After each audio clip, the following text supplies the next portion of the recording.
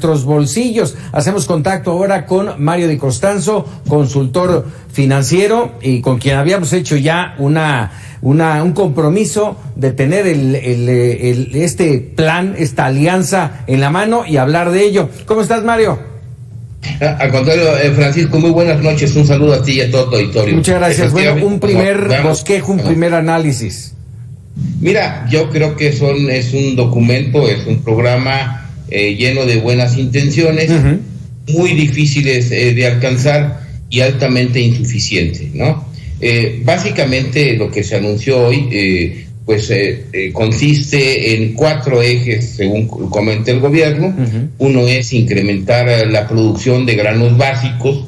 Esto lo harían a través de 2 programas sociales que están en funcionamiento, Sembrando Vida, y el otro que se llama programa de consumo para el bienestar. Ambos programas son de creación reciente en la presente administración y no han tenido ningún resultado, ¿no? Tú imagínate que alguien que está sembrando árboles en este momento, pues de repente le dicen que va a sembrar frijol. Me parece que pues para sembrar frijol hay ciertas zonas donde se da y ciertas zonas donde no se da, y no es tan fácil el cambio de programa. Ese es el primer comentario que tendría. El segundo comentario es que se va a utilizar también la política de precios de garantía, que al final del día es un subsidio, precisamente para inducir una mayor producción de estos granos básicos. Aquí vemos 2 elementos negativos. Primero, el hecho de que se utilicen estos precios de garantía, que son un subsidio y que ya se vienen utilizando desde principios de esta administración a través de Segalmex. Tú recordarás que Segalmex, pues además de que está metido en estos momentos en un escándalo por los malos manejos, pues tiene severas observaciones del Auditor Superior de la Federación en el sentido de pues dinero que no se ha comprobado y programas que no llegan al sector objetivo. Esto lo señala el Auditor Superior de la Federación. Entonces, la intención es buena, el vehículo es muy malo. Tenemos el tema de fertilizantes, en donde el gobierno también dice que va a aumentar la cobertura de este programa de 5 estados a los que se les venía dando, lo van a incrementar a 9 estados. Yo aquí haría una reflexión: ¿con qué dinero? El presupuesto de egresos de la Federación para 2022 le asignó a este programa 5,200 millones de pesos, supuestamente para atender a 5 estados. Si estamos ampliando la cobertura del programa a 9 estados, ¿de dónde va a salir el resto del dinero? Ahora, si son estos mismos 5,200 millones, pues menos van a alcanzar, porque son más estados, y precisamente el fertilizante es uno de los insumos que más ha crecido. De acuerdo con datos de fuentes del sector, tenemos que el precio del fertilizante se ha incrementado en más del 100%. Entonces esto quiere decir pues que tu programa te da para menos. Está la otra parte, que es la estrategia de distribución, que ya mencionaban en la entrevista, que busca, por ejemplo, no aumentar el costo del peaje de las autopistas. Exacto. Pero a ver, el incremento en el peaje se dio en enero, y no se vuelve a revisar hasta el próximo año. Finalmente, me parece que esto lo único que puede contener es un incremento en el precio, pero el golpe ya está dado a los transportistas.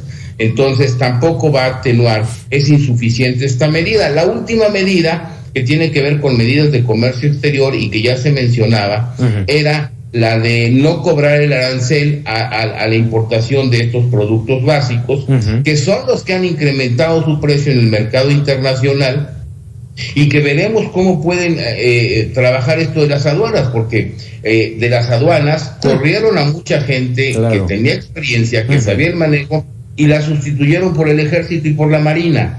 Veo que sería muy difícil que en el corto plazo esto se pueda arreglar, y luego entonces es un programa que en el mejor de los casos pues evitará que la inflación llegue al 8%, llegaremos a un 6%, pero que de ninguna manera, y ya me parece que lo está adelantando un gremio en las notas, no va a contribuir a que los precios disminuyan, y difícilmente van a poder disminuir o no incrementarse en el corto plazo, Pues porque la producción tú no le incrementas, y menos de comida, le incrementas de un día para otro. A ver, déjame, con todo esto que acabas de mencionar, me quedé ahí y te iba yo a preguntar de la carta aporte, pero creo que es más importante que me digas si va o no va a impactar en la inflación.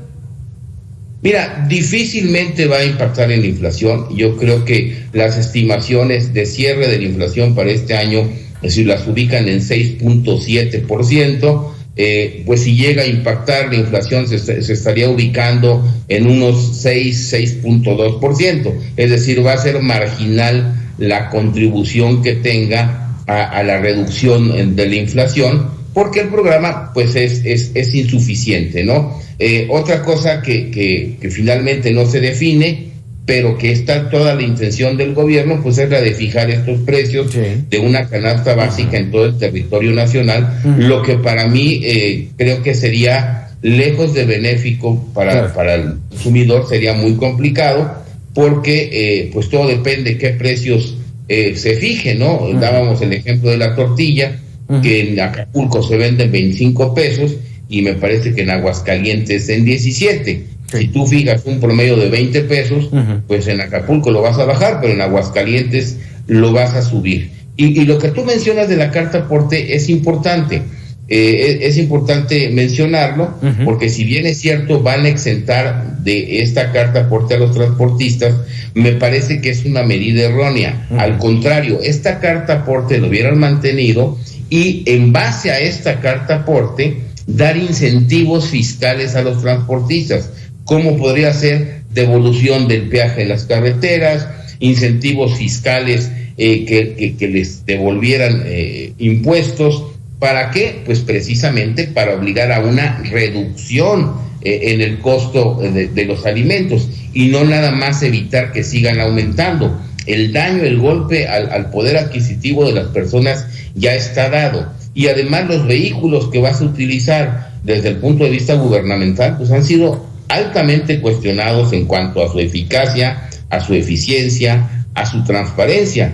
Lo que es Segalmex, lo que es Sembrando Vida, lo que es el programa de fertilizantes, tienen serias críticas de que estén cumpliendo realmente con su objetivo, y pues mucho menos van a poder contribuir. Y lo que mencionaban de la violencia en las carreteras, de la inseguridad de las carreteras, pues no es algo que no han podido controlar, y yo me iría incluso más adelante. El incremento en el aguacate que hemos visto y en el limón no solamente se debe al incremento en las carreteras, sino que ya son grupos de cárteles los que están controlando los campos de cultivo y los que están evitando que los precios sean bajos, porque piden pues su derecho de piso. Entonces es un problema que va más allá de las carreteras, y que el gobierno no ha podido controlar el tema de la inseguridad, pues mucho menos va a poder controlar en el corto plazo el tema de la seguridad en carreteras. Entonces sí es una carta de buenas intenciones, me parece,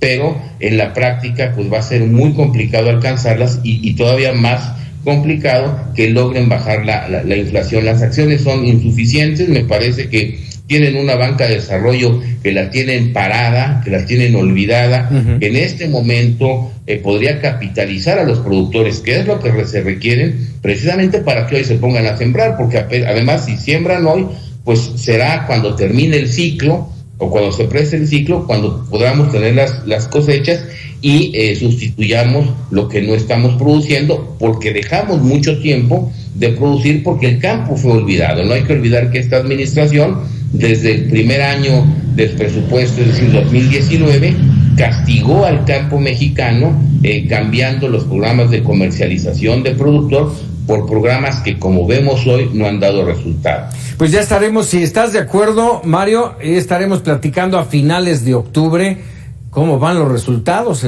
Son 6 meses, ya lo decía esta mañana el propio José Medina Mora, alcances limitados de esta alianza. Ya estaremos viendo eso. Mario, muchas gracias.